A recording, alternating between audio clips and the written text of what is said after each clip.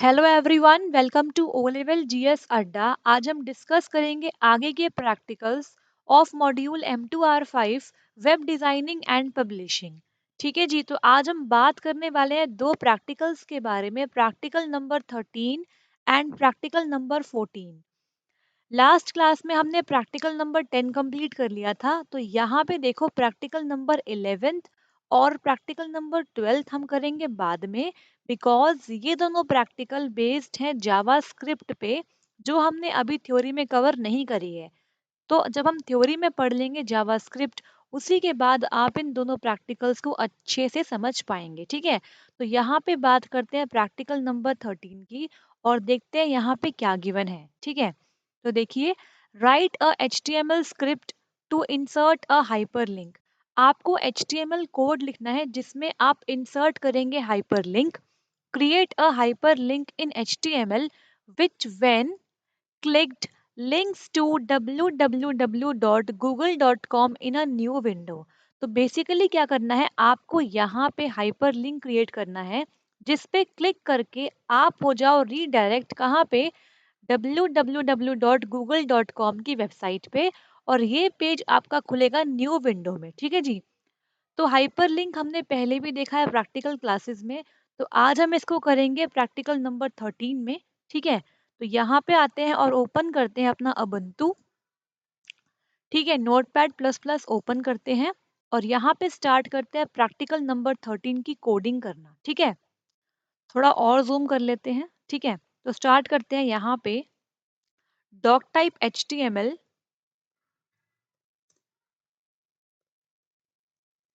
इसके बाद HTML, then head. Head में आप टाइटल टैग लगाएंगे और यहाँ पे टाइटल दे देते हैं हाइपर लिंक। ठीक है,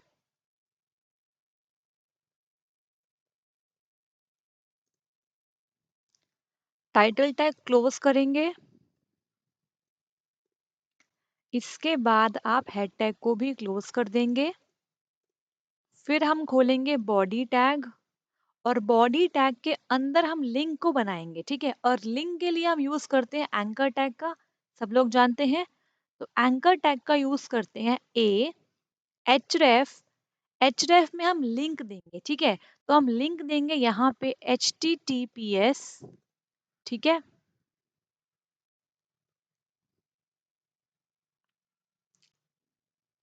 www.google.com।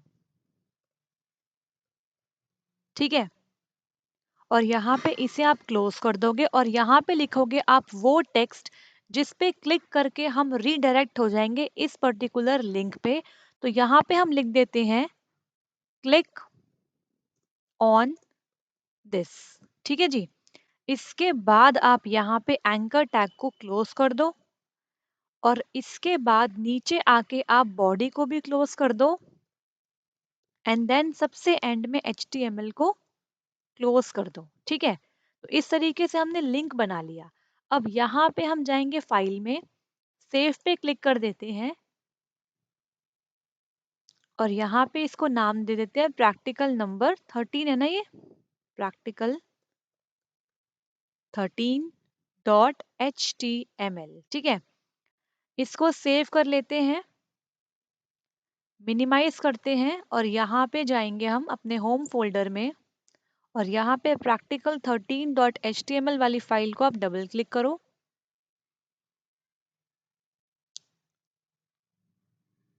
तो देखो इस तरीके से आपको हाइपर लिंक मिल गया टाइटल में और यहाँ पे क्लिक ऑन दिस आ गया। इस पे क्लिक करेंगे तो देखते हैं क्या होता है। ठीक है, इस पे क्लिक करने से क्या हुआ, google.com खुल गया देखो यहाँ पे। लेकिन यहाँ पे क्या हुआ, जो हमारा लिंक है वो सेम ही पेज में खुल गया, देखो सेम ही विंडो में खुल गया है। अगर मैं बैक कर दूंगी वापस से आ जाऊंगी इसी पेज पे, लेकिन हमें बोला गया है कि आप न्यू विंडो में खोलो। ठीक है, इसके लिए हमें क्या करना होता है, हम वापस जाएंगे अपनी कोडिंग में। ठीक है, इसके लिए हम यहाँ पे क्या करने वाले हैं, हम यहाँ पे सेट करने वाले हैं टारगेट एट्रीब्यूट की वैल्यू। ठीक है, सो टारगेट एट्रीब्यूट के बारे में मैं पहले ही डिस्कस कर चुकी हूँ। ठीक है, सो आई होप सो आपको इसके बारे में पता होगा। टारगेट एट्रीब्यूट की वैल्यू हम सेट करेंगे यहाँ पे अंडरस्कोर अंडरस्कोर ब्लैंक। ठीक है, अंडरस्कोर ब्लैंक वैल्यू सेट करने से क्या हो जाएगा, जो आपका लिंक है वो आपकी न्यू विंडो में ओपन हो जाएगा। ठीक है जी, तो यहाँ पे इसके बाद हम करेंगे कंट्रोल एस, इसके बाद करेंगे मिनिमाइज और जाएंगे अपने होम फोल्डर में, क्लिक करेंगे दोबारा से उसी फाइल पे। ठीक है, अब देखना डिफरेंस, मैंने क्लिक किया तो देखो नेक्स्ट विंडो में खुल गया मेरा google.com। ठीक है, तो इस तरीके से आपने प्रैक्टिकल 13 कंप्लीट कर लिया। ठीक है, यहाँ पे सिंपली आपको बोला गया था क्या कि write a HTML script to insert a hyperlink, create a hyperlink in HTML which when clicked links to www.google.com in a new window। ठीक है, तो इस तरीके से हमने यहाँ पे प्रैक्टिकल नंबर 13 को कवर कर लिया। बहुत ही छोटा प्रैक्टिकल है, ठीक है, आसान सा प्रैक्टिकल है। ऐसे प्रैक्टिकल्स आपको एग्जाम में देखने को मिल सकते हैं। ठीक है जी, तो यहाँ पे अब बात करते हैं नेक्स्ट प्रैक्टिकल के बारे में और बात करते हैं प्रैक्टिकल नंबर 14 के बारे में।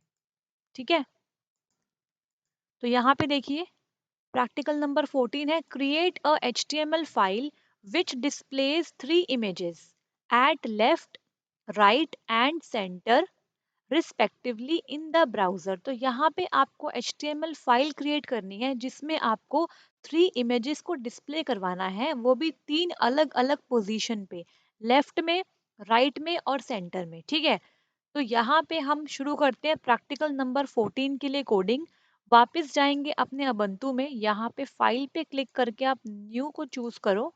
ठीक है, और यहाँ पर प्रैक्टिकल नंबर 14 की कोडिंग करना स्टार्ट करते हैं। तो यहाँ पे लिखते हैं doc type HTML,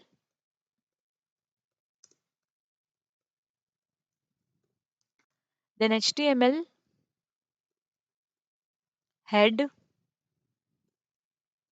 टाइटल, और टाइटल आप सेट कर लो यहाँ पे इमेजेस। ठीक है, इसके बाद आप टाइटल टैग को क्लोज कर दो, देन हेड टैग को क्लोज कर दो। ठीक है जी, बॉडी टैग को यहाँ पे स्टार्ट करो और यहाँ पे आपको इमेज के लिए कोड लिखना है। ठीक है, तो यहाँ पे हम लिखेंगे इमेज के लिए img। ठीक है, source src is equal to, ठीक है, आपको यहाँ पे डबल कोड्स में अपनी इमेज का लिंक सेट करना है। ठीक है, तो यहाँ पे आप पहले से मिनिमाइज करिए, आप पहले चेक कर लीजिए कि आपके कंप्यूटर में, आपकी ऑपरेटिंग सिस्टम में कोई इमेज अवेलेबल है या फिर नहीं है। अगर नहीं है तो आप उसे डाउनलोड करेंगे फ्रॉम योर ब्राउज़र, और अगर है तो आप उस पे जाएंगे और राइट क्लिक करेंगे, प्रॉपर्टीज में जाएंगे। ठीक है, और उसका नाम जो है उसे वहां से सेलेक्ट कर लेंगे। ठीक है, कंट्रोल C कर लो, उसके बाद फिर से जाओ अपने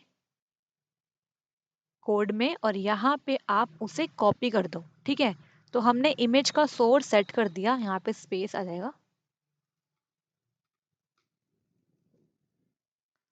ठीक है, इसके बाद आपको क्या करना है, यहाँ पे आप ऑल्ट में भी टेक्स्ट लगा दो कि अगर मान लो कभी आपका सोर्स नहीं चल पा रहा है तो आप वहाँ पे ऑल्टरनेट टेक्स्ट को डिस्प्ले करवा सको। ठीक है, तो यहाँ पे मैं लिख देती हूँ, मेरी इमेज फ्लावर की थी तो मैं फ्लावर लिख देती हूँ यहाँ पे। ठीक है, इसके बाद आप यहाँ पे विथ और हाइट को भी सेट कर सकते हो। तो विथ को मैंने सेट कर लिया यहाँ पे 70। ठीक है, और हाइट को मैंने सेट कर लिया यहाँ पे 80 कर लिया। ठीक है, इसके बाद हम यहाँ पे इसे करेंगे बंद। ठीक है, और इसके बाद नीचे आप बॉडी को भी क्लोज कर दो और फिर यहाँ पे आप HTML को क्लोज कर दो। अभी तक मैंने सिर्फ एक ही इमेज को डलवाया है। ठीक है, तो अभी सेव करते हैं इसको, यहाँ पे इसे क्लोज करना है। ठीक है, यहाँ पे पहले सेव करके देखते हैं, तो सेव पे क्लिक करिए और यहाँ पे इसको नाम दे दीजिए प्रैक्टिकल 14 डॉट HTML। ठीक है, सेव पे क्लिक करिए, सेव पे क्लिक करने के बाद क्या होगा, सारे HTML टैग्स आपके डिफरेंट कलर से दिखाई देने लग जाएंगे। मिनिमाइज करते हैं, अपनी फाइल पे क्लिक करते हैं, ठीक है। तो देखो आपको यहाँ पे इमेज दिख रही है, ठीक है। इसकी हाइट और विड्थ हम बढ़ाएंगे तो ये भी बढ़ जाएगी, ठीक है। तो अब क्या करना है हमें, बेसिकली हमें क्या करना है, अपने जो हमारा जो प्रैक्टिकल है ना, उसमें बोला गया आपको 3 इमेजेस डिस्प्ले करनी है, लेफ्ट में, राइट में और सेंटर में, ठीक है। तो अब हम करेंगे एक्चुअल कोडिंग। तो यहाँ पे देखो, पहले मैं इसका विड्थ थोड़ा बढ़ा देती हूँ, हाइट और विड्थ, ताकि आपको देखने में आसानी हो जाए, ठीक है। इसे 100 कर देते हैं और हाइट को हम कर देते हैं यहाँ पे 100 ही कर देते हैं, ठीक है। कर दिया। अब क्या करें आप, यहाँ पे आपको एक और एट्रीब्यूट की वैल्यू सेट करनी होगी, और वो एट्रीब्यूट है आपका पोजीशन के लिए। तो वो है आपका अलाइन, ठीक है। आपको अलाइनमेंट देनी है अपनी इमेज को। तो अलाइन एट्रीब्यूट की वैल्यू पहले मैं सेट करूंगी लेफ्ट, ठीक है। लेफ्ट हो गई। इसके बाद मैं यहाँ पे दूसरे इमेज के लिए कोडिंग करूंगी।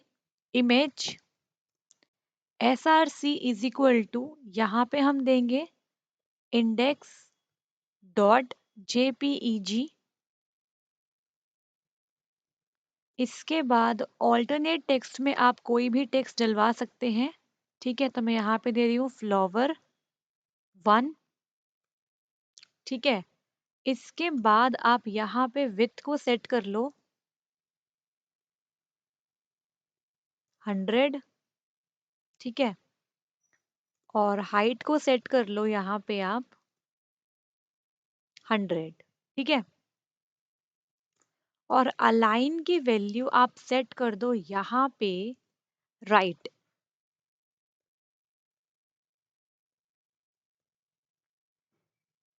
इसके बाद हम थर्ड इमेज के लिए कोडिंग करेंगे।